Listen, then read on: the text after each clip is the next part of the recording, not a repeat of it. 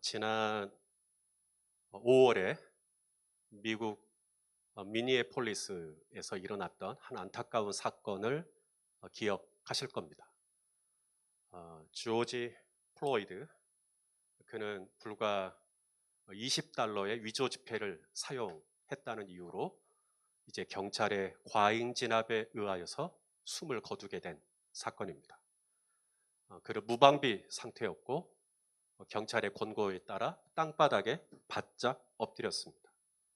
경찰은 무릎으로 그의 목을 눌렀고 그 상태로 8분 45초 조지 플로이드는 숨이 막힌다고 I can't breathe, I can't breathe 18번을 비명 같은 신음 같은 소리를 토해냈습니다. 하지만 경찰은 계속 그의 목을 눌렀고 그는 코피를 흘리며 그 자리에서 질식사하고 맙니다. 이 일로 인하여 미국 전역에서 시위가 일어났고 미국 안에 미국 사람들이 숨기고 싶었던, 감추고 싶었던 인종차별의 이 원죄가 건드려지는 가슴 아픈 사건으로 우리가 기억을 하고 있습니다. 우리 성도님들은 차별을 받아보신 일이 있으십니까? 피부색으로 혹은 출신이 지방이라서 혹은 외모 때문에 혹은 뭐 내가 배웠다 안 배웠다 이런 거 가지고 내가 뭘 할 줄 안다 못한다 차별받는 거 참 마음이 아픈 일이죠. 오늘 우리가 읽은 본문에 숨이 막혀 하는 한 여인을 우리가 보게 됩니다. 이 여인 또한 아주 숨이 막혀서 질식할 것 같은 첫 번째 그 이유는 출신 때문입니다. 오늘 본문에 이 여인을 가리켜서 오늘 본문에서는 이제 헬라인이라고 되어 있는데요. 마태복음에서는 가나안 여자라고 말합니다. 헬라인도 그렇고 가나안도 그렇고 수로보니게라는 말은 이제 시리아와 페니키아의 합성어인데요. 한마디로 말하면 이 여인은 이방인입니다. 이방인, 유대인들은 이방인들과 상종하지 않았어요. 차별했습니다. 이방인들을 혐오했습니다. 유대인들은 아주 고약한 그런 선민의식을 갖고 있었는데요. 하나님이 자기들을 선택하셨다는 거죠. 자기들은 하나님의 선택을 받은 민족이고 유대인이 아닌 다른 사람들은 하나님의 선택하지 않은 아주 가치 없는 사람이라는 얘기고 유대인들이 망각한 게 있습니다. 하나님이 유대인들을 선택한 건 맞지만 하나님이 유대인들을 왜 선택했느냐를 잊어버렸습니다. 하나님께서 아브라함을 부르시고 아브라함을 복의 근원으로 삼으신 이유가 있거든요. 자, 우리 창세기 12장 3절 한번 같이 읽도록 하겠습니다. 시작. 너를 축복하는 자에게는 내가 복을 내리고 너를 저주하는 자에게는 내가 저주하리니 땅의 모든 족속이 너로 말미암아 복을 얻을 것이라 하신지라. 아브라함 혼자 잘 먹고 잘 살라고 아브라함을 부른 게 아닙니다. 아브라함을 통해 결국은 어디까지 가기를 원하시는가? 그 축복이 땅의 모든 족속에게까지 흘러가기를 원하셨던 겁니다. 유대인들끼리 잘 먹고 잘 사는 게 아니라 유대인들을 선택하심으로 말미암아 하나님의 은혜와 축복과 생명이 땅의 모든 족속, 그곳이 헬라인이든 가나안이든 페니키아든 이방인 누구라도 하나님의 은혜와 생명을 누릴 수 있도록 그 통로가 되라고 유대인을 선택하신 것인데 유대인들은 그저 자기들만 선택받은 민족이라고 하는 이 아주 좋지 않은 그런 우월감을 가지고 이방인들을 배척하고 이방인들을 차별하고 이방인들을 배제하고 여러분 이런 유대인들 앞에서 이방인들의 숨이나 제대로 쉬겠습니까? 또 하나 이 여인이 숨을 쉴 수 없었던 이유는 바로 여성이기 때문에 그렇습니다. 예수님 당시 이 여성은 인권이 거의 없는 투명인간과 같은 그래서 우리 지난 시간에 오병이어 떡 5개와 물고기 2마리로 사람들을 먹였을 때도 사람들 수를 셀 때 남자만 셉니다. 여자들은 분명히 그 자리에 있었을 텐데 세지 않습니다. 베드로가 사도행전에 보면 설교를 하고 베드로의 설교를 듣고 회심하고 세례를 받고 3,000명, 5,000명, 그때도 남자의 수만 세알입니다. 이것이 예수님 당시의 여성의 존재였습니다. 여성의 위치였어요. 여성은 있으나 마나한 존재였습니다. 이것이 오늘 이 예수님 앞에 나온 이 가나안 여인이 숨을 쉴 수 없는 또 하나의 이유죠. 첫째는 본인이 이방인이라는 거, 둘째는 본인이 여성이라는 거, 그리고 세 번째, 이 여인이 숨을 쉴 수 없었던 이유는 바로 자기 딸 때문입니다. 자기 딸이 아파요. 이게 머리가 아프면 두통약을 먹이면 되고 배가 아프면 소화제를 먹이면 되겠지만 오늘 이 가나안 여자에게 있어서 아픔은 딸이 아주 더러운, 마태복음에 보면 아주 흉악하게 귀신 들렸다. 이 흉악하게라는 말은 아주 심하게라는 뜻입니다. 아주 심하게 귀신에 들려서 굉장히 정신적으로도 영적으로도 고통스러워하고 있는 딸을 직면해야 하는, 자기 딸이 제정신이 아닌 모습을 보는 이 어미가 숨이나 제대로 쉬겠습니까? 바로 이것이 오늘 이 여인을 거의 질식하게 만드는 상황이었습니다. 그녀는 헬라인이요, 가나안 사람이요, 수로보니게 족속의 사람으로서 유대인들에게 차별을 받고 혐오의 대상이 되고, 또 그녀는 여성으로서 아무런 인권도 존중받지 못하는 그런 비참한 상황이었고, 또한 그녀는 딸이 있었는데, 어린 딸이 있었는데 이 딸이 귀신 들려서 아주 흉악하게, 아주 심하게 고통스러워하는 그 딸을 보면서 아무것도 해줄 수 없는, 이게 무슨 약으로 치유될 수 있는 게 아니기 때문에 이 여인의 이 숨통은 날로 날로 가늘어져 갈 수밖에 없는 것이죠. 그러던 어느 날 이 여인이 한 가지 뉴스를, 소문을 듣게 됩니다. 바로 예수님에 대한 소문을 듣게 되죠. 자, 오늘 본문 25절 말씀입니다. 한번 같이 읽겠습니다. 시작. 이에 더러운 귀신 들린 어린 딸을 둔 한 여자가 예수의 소문을 듣고 곧 와서 그 발 아래에 엎드리니. 자, 예수의 소문입니다. 어떤 소문이었을까요? 분명히 예수님이 명령한즉, 예수님이 꾸짖은즉 귀신이 나가더라, 귀신이 꼬꾸라지더라, 어떤 귀신이든 예수님 앞에 서면 벌벌벌 떨면서 나가더라 라고 하는 소문이었을 겁니다. 그 소문을 듣고 이제 이 여인은, 이야, 내가 저분에게 가면 숨을 쉴 수 있겠구나, 내가 저분에게 가면 내 문제가 해결받을 수 있겠구나, 저분에게 가면 내 딸이 이 흉악한 귀신으로부터 노임을 받을 수 있겠구나, 소망이 생기고 희망이 생기고 마치 캄캄한 밤하늘에 별빛이 하나 반짝이는 것처럼 드디어 뭔가 역사가 일어날 것 같은 가득 찬 기대감으로 예수님께 나아갑니다. 예수님, 제 숨이 막혀요. 주님, 제가 지금 숨을 쉴 수가 없어요. 주님, 저를 좀 도와주세요 하는 마음으로 갔는데, 이제 예수님이 이 여인의 숨턱을 탁 트이게 해줄 것 같았는데 예수님이 오히려 이 여인의 숨을 더 조여버리십니다. 오늘 우리가 읽은 본문에서는 예수님께서 곧바로 자녀의 떡을 취하여 개들에게 던지는 것이 마땅치 않다라고 대사가 되어 있지만, 마태복음에서는 그 말을 하기 직전에 예수님이 하셨던 한 가지 반응이 나옵니다. 자, 우리 한번 마태복음 15장 22절 23절을 같이 한번 읽도록 하겠습니다. 시작. 가나안 여자 하나가 그 지경에서 나와서 소리질러 이르되, 주 다윗의 자손이여 나를 불쌍히 여기소서, 내 딸이 흉악하게 귀신 들렸나이다 하되 예수는 한 말씀도 대답하지 아니하시니. 예수님, 내 딸이 지금 아픕니다. 그런데 예수님이 어떻게 해요? 한 말씀도 대답하지 아니하시니.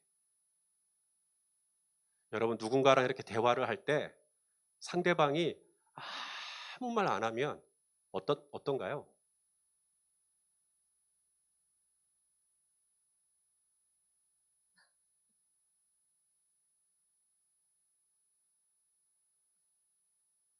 얼마나 답답해요. 그죠? 좀 말 좀 하지. 말 좀 하지. 말을 안 해요. 아무 대답도 하지 아니하시죠. 예수님께서 여인의 이야기를 좀 들어주고, 아이고, 네 딸이 그렇게 아프냐? 언제부터 그랬냐? 얼마나 심하냐? 그래, 지금 어디 있니? 내가 같이 가줄게. 이런 얘기라도 기대하고 나갔을지도 모르겠어요. 그런데 예수님은 이 여인이 아무리 소리를 지르고 자신의 딸의 문제를 하소연을 해도 예수님이 아무 대답도 하지 않으시는, 혹시 오늘 말씀을 들으시는 우리 성도님들 중에 지금 이 답답한 상황을 지나가고 계신 분이 계십니까? 아무리 기도를 해도 수십 년째, 지금 십수년째 기도를 해도 아직까지 대답이 없어요. 아직까지 하나님이 뭘 어떻게 하시겠다라는 그런 게 없는 거예요. 표징이 없는 거예요. 아무 대답도 없는 거죠. 얼마나 답답한지.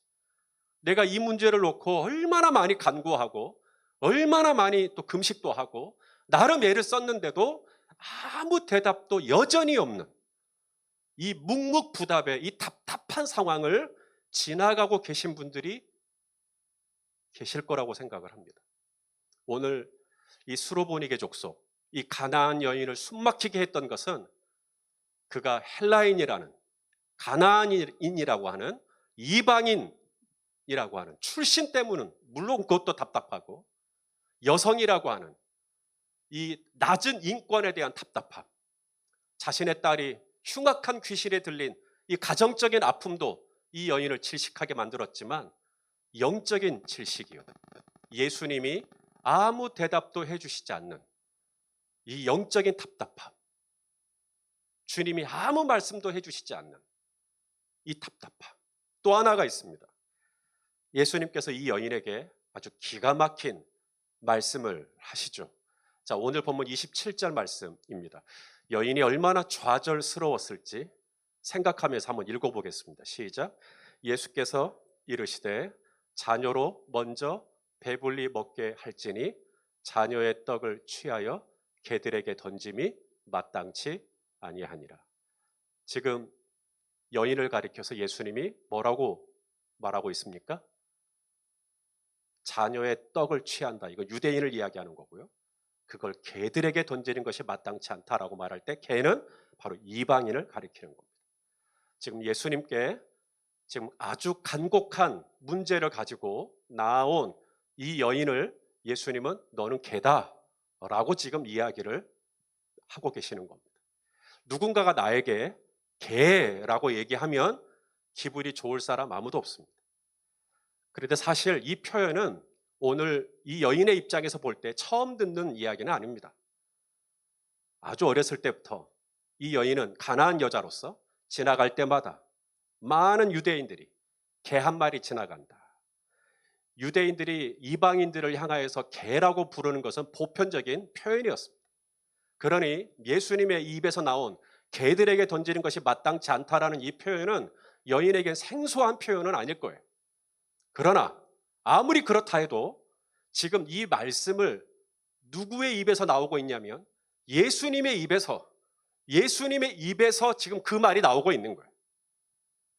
이전에 벳세다 들판에서 예수님은 수많은 무리들이 당신에게 나아오자 그 무리를 불쌍히 여기시면서 너희가 먹을 것을 주라고, 그래서 떡 5개와 물고기 2마리로 5,000명 이상을 먹이셨던 예수님이십니다.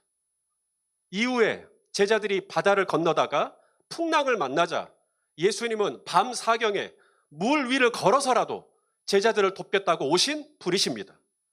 그런데 이 긍휼히 여기시는 주님께서 왜 유독 이 가나안 여자 나에게만큼은 왜 그렇게 모멸차게, 왜 그렇게 차갑게 아무 대답도 안 하시고, 또 무슨 말은 하긴 하는데 겨우 한다는 말이 너는 개라 그러고, 그리고 난 너에게 떡을 주지 않겠다 그러고, 이것은 노골적인 거절의 의사입니다.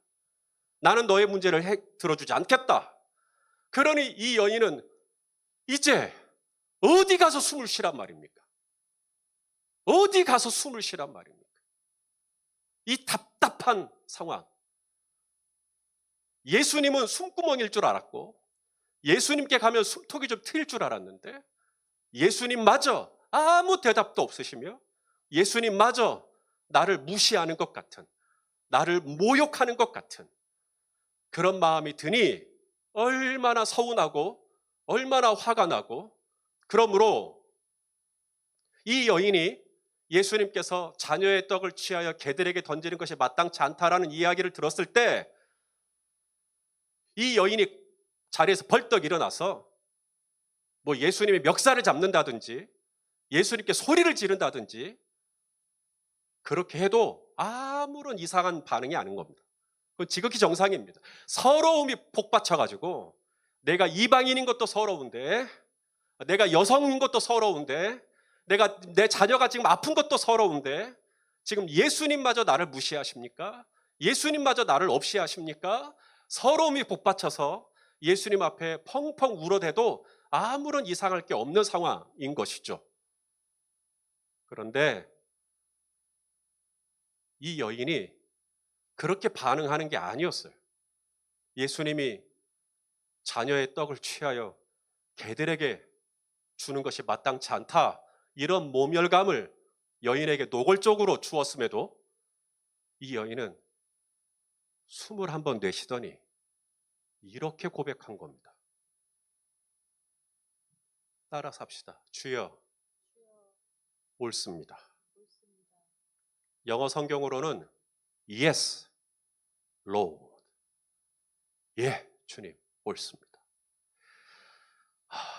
자, 말씀을 받으시는 우리 성도 여러분, 다시 한번 기억해 보세요. 예수님이 지금 이 여인에게 어떻게 했죠?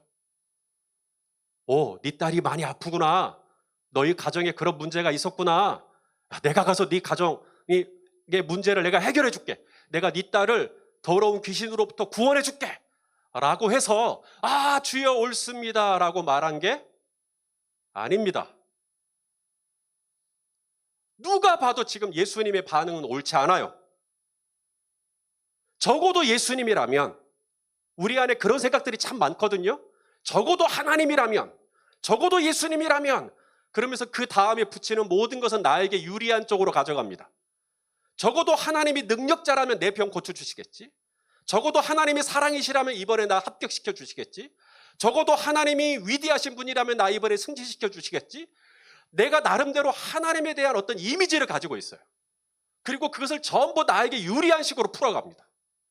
하지만 오늘 이 가나안 여인이 만난 예수님은 내가 생각하는 예수님의 모습이 아니에요. 그 예수님은 여인에게 아무런 대답도 해주지 않은 예수님이셨고, 여인이 그렇게 도와달라고 외치자 자녀의 떡을 취해서 개들에게 주는 것이 마땅치 않다며 여인을 모욕감을 줬어요. 이것은 옳지 않은 겁니다. 누가 봐도 틀린 겁니다. 그렇게 하면 안 돼요. 사람에게 그렇게 말하면 안 되는 겁니다. 그런데도 이 여인이 뭐라고 고백하냐면 Yes, Lord. 주여, 옳습니다. 딱 봐도 옳아 보여요. 다 옳아 보여요. 옳아 보이기 때문에 옳습니다. 옳습니다. 라고 대답하는 건 누구나 다 합니다. 딱 봐도 틀렸는데, 그렇게 하면 안 되는 건데, 그런 일이 일어나고 있는데도 주여 옳습니다라고 말할 수 있으려면 쉽지 않습니다. 여인은 주여 옳습니다. 주여 옳습니다. 바로 이 고백 앞에 예수님의 동공이 커진 겁니다. 예수님의 마음이 뜨거워지는 것이죠.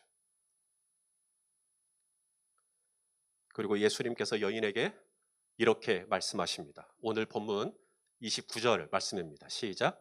예수께서 이르시되 이 말을 하였으니 돌아가라. 귀신이 내 딸에게서 나갔느니라 하시매. 따라서 합시다. 이 말을 하였으니. 자, 그러니까 여인이 이 말을 한 게, 이 말이 무슨 말이에요? Yes, Lord. 주여 옳습니다. 이 말을 하였으니 이제 귀신이 나갔다는 거예요. 이 말을 안 했으면 여인의 삶의 문제는 지속되는 것이죠. 그런데 이 여인이 뭐라고 고백했어요? 다 틀린 것 같아요. 정말 말도 안 되는 것 같아요. 그런데도 이 여인은 뭐로 이렇게 고백합니다. 주여 옳습니다. 주여 옳습니다. 그랬을 때 예수님이 네가 이 말을 하였으니 돌아가거라. 귀신이 네 딸에서 나갔다. 이 네가 이 말을 하였다, 이것을 영어 성경으로 영어 성경이 아니라 현대인 성경으로 보면, 영어 성경도 마찬가지지만 네 말이 옳다. 네가 이 말을 하였으니, 그때 예수님이 이렇게 말씀하십니다. 네 말이 옳다. 여인은 예수님께 말했죠. 주여 옳습니다. 그러자 예수님도 응답하시죠. 너도 옳다. 주님이 옳다고, 주님은 항상 옳다고, 내 생각과 적어도 예수님은 이럴 거야 라고 했던 그 모든 기대가 좌절되는 그런 상황에서도 여인은 여전히 주여 그래도 주님은 옳습니다 라는 이 고백 앞에 예수님도 똑같이 응수하십니다. 임 목사야, 정말 내가 옳으냐? 예 주님, 주님 그래도 옳습니다. 그래, 네 말도 옳다. 그러므로 집으로 돌아가거라. 네 딸이, 너의 가정의 문제가 해결되었느니라. 더러운 귀신을 쫓아내는 방법은 내가 더 근육을 키운다든지, 내가 더 돈을 좀 모은다든지, 내가 더 지위가 좀 높아진다든지, 그게 아닙니다. 더러운 귀신을 해결할 수 있는 능력은 바로 믿음이에요. 믿음이 뭔지 아세요? 옳아 보여요. 누가 봐도 옳아 보여요. 그래서 야 옳다, 그거 믿음 아닙니다. 그건 누구나 다 압니다. 딱 봐도 옳아 보이는데 당연히 동글뱅이 치는 건 당연한 거죠. 근데 틀렸어요. 아무 대답도 하지 않으시지. 자녀의 떡을 취하여 개들에게 던지는 것이 마땅치 않다고, 그러면 여지없이 X를 치셔야 됩니다. 아니야, 이거 틀린 거야. 예수님은 나한테 이럴 수 없어. 예수님이 나한테 이럴 수 없어.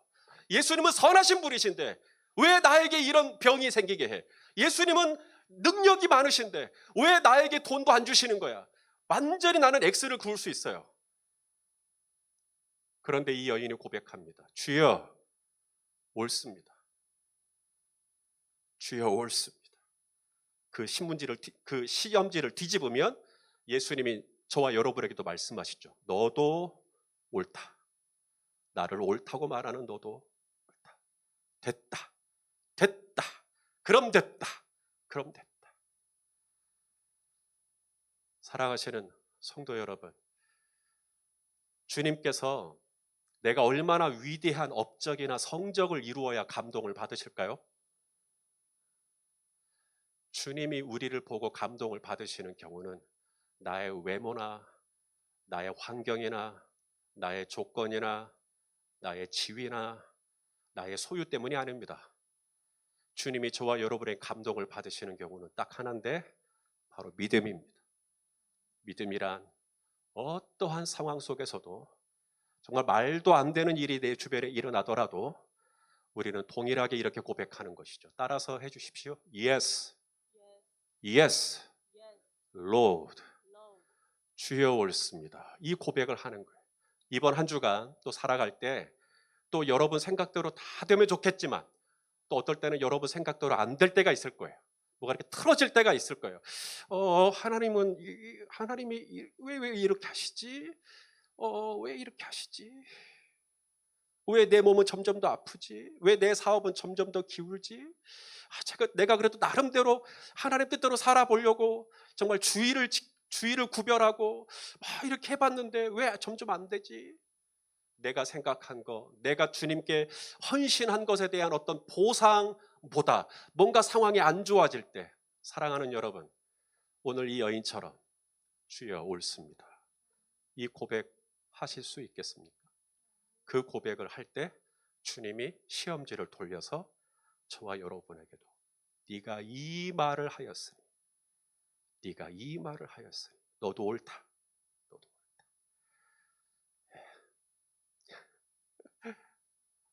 다 답답하네요. 마스크 쓰고 설교하려니까 훨씬 더 제 목소리가 청명해지죠.